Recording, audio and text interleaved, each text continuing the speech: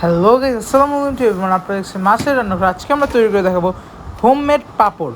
তো চলুন শুরু করা যাক।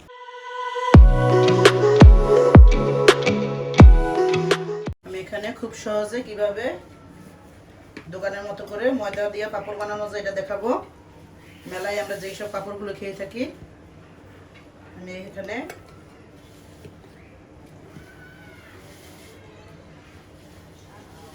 পুরো ভরে 1 কাপ ময়দা নিয়েছি। খুবই অল্প খরচে আপনারা এটা বানাইতে পারবেন। আর এখানে জিরা নিয়েছি, কেউ চাইলে গোলমরিচ গুঁড়া করে দিতে পারেন, কালো জিরা দিতে পারেন। লবণ নিয়ে নিয়েছি 2 চিমটি, লবণ সামান্য পরিমাণ লবণ, কারণ পাপড়টা শুকালে কিন্তু লবণ করা হয়। আর এখানে কালারের জন্য আমি একটু জর্দা রং নিয়েছি, আপনারা চাইলে নাও দিতে পারেন। এটা আমি কালারের জন্য দিয়েছি। আর সামান্য পরিমাণের খাবার সোডা দিব।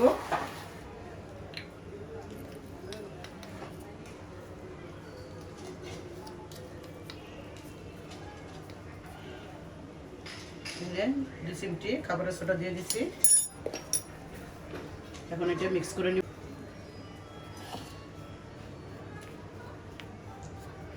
মিক্স করে নিচ্ছি, এটা এভাবে মিক্স করে নিব। এখন আমি পানি দিয়ে দিব। আমি 1 কাপ ময়দার জন্য 2 কাপ পানি দিব।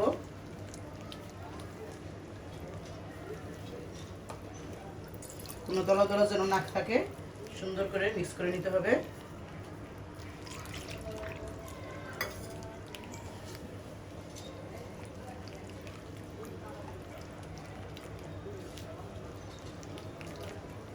পাপড়টা পুরো মেলার মতো হয়ে যাবে, খেতে খুবই মজা। আর একটু পানি লাগবে।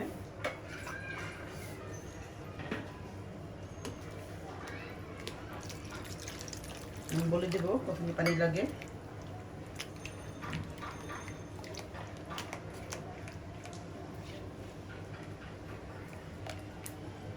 এভাবে সুন্দর করে, এখানে আমার 1 কাপের একটু বেশি আছে, 1 কাপ 2 টেবিল চামচ ময়দা আছে। এটার জন্য আমার পুরো 3.5 কাপ পানি লেগেছে। এরকম ভাবে ব্যাটারটা দেখেন, এটা ভালোভাবে মিশিয়ে নেবেন।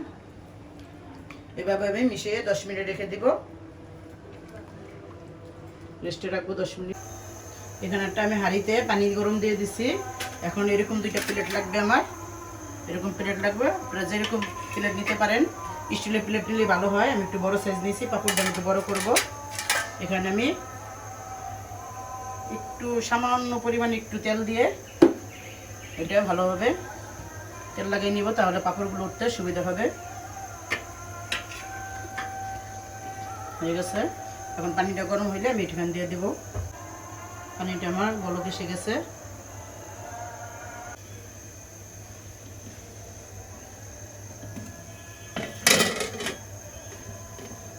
এটা 2 থেকে 3 মিনিট করলে হয়ে যাবে। আমি ঢেকে দিচ্ছি, ওইগুলো দেখাচ্ছি। আমি এখানে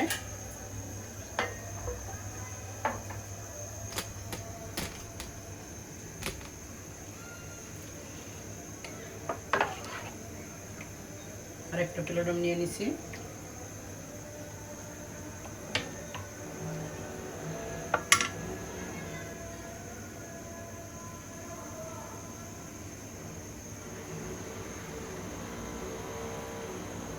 এভাবে রেখে দিলাম, ওইটা হয়ে গেলে এটা দিয়ে দিব। আমি এরকম দুইটা ঢাকা বড় চেনি নিয়ে নিয়েছি। এটার মধ্যে তুলে তুলে আমি রাখবো।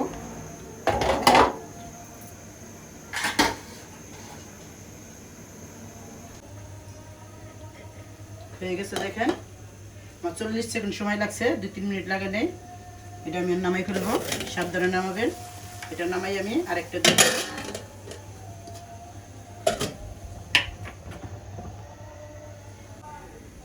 এটা নিজে নিজেই উঠে যাচ্ছে, সুন্দর হয়ে উঠে যাচ্ছে। একটু এভাবে দিলে উঠে যাবে। দেখেন কতটা সহজভাবে উঠে যাচ্ছে।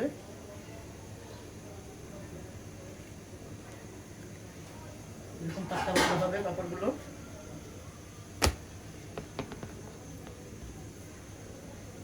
খুবই সুন্দরভাবে উঠে গেছে। আমি আবার প্লেটটা আবার তেল লাগিয়ে নিব।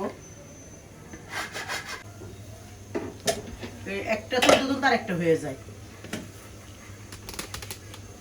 40 সেকেন্ড সময়ও পুরো লাগে না, একটা তুলতে তুলতে আরেকটা হয়ে যায়। এটা হয়ে গেছে, কত সুন্দরভাবে উঠে যায়।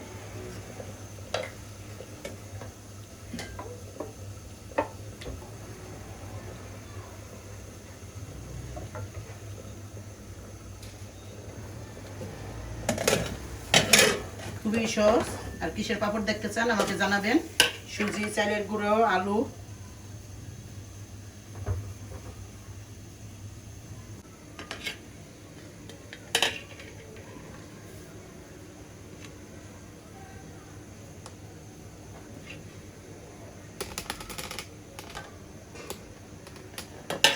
কতটা সুন্দর হয়ে উঠছে, একটু ভেঙে যায় নাই।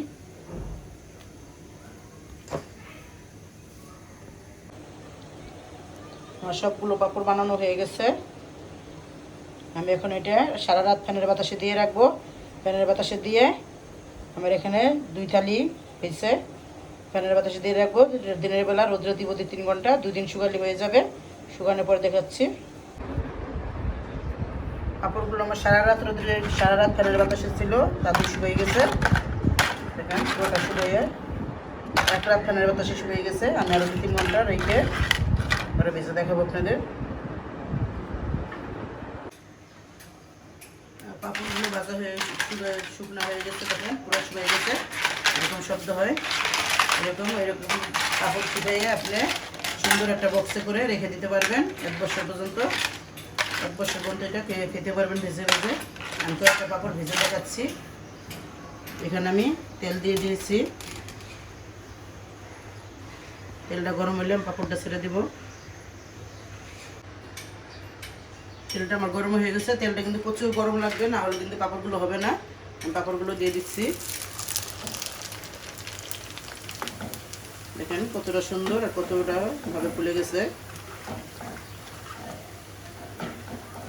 হয়ে গেছে।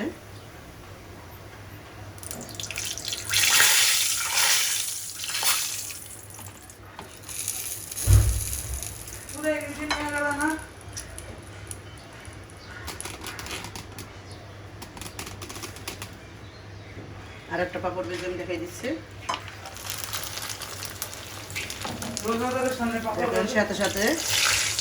সাথে সাথে ফুলে গেছে।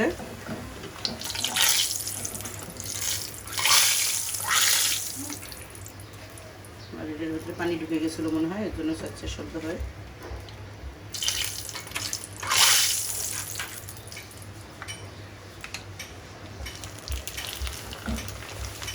কাপড়টা ভাজতে গেলে তেলটা প্রচুর গরম লাগবে।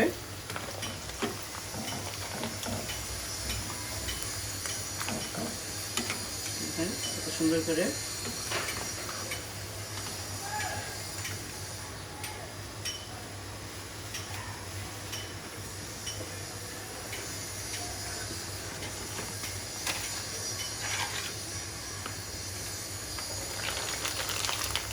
পুরোটা কড়াই ভরে যাচ্ছে, এত সুন্দর করে ফুলে যাচ্ছে।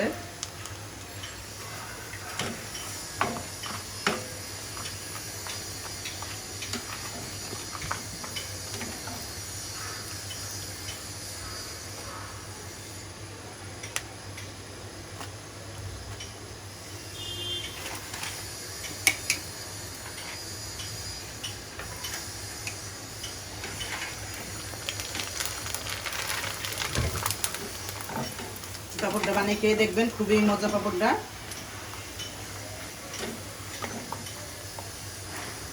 একবারে মেলায় যেরকম পাপড় পাওয়া যায় এরকম সেম এরকমই হয়েছে। হয়ে গেছে, আমি আর ভাজবো না, চুলাটা নিভিয়ে দিব। দেখেন পাপড়গুলো আমার ভাজা হয়ে গেছে, কতটা সুন্দর হয়েছে। আমি একটা পাপড় ভেঙে দেখাচ্ছি আপনাদের। খুবই সুন্দর হয়েছে।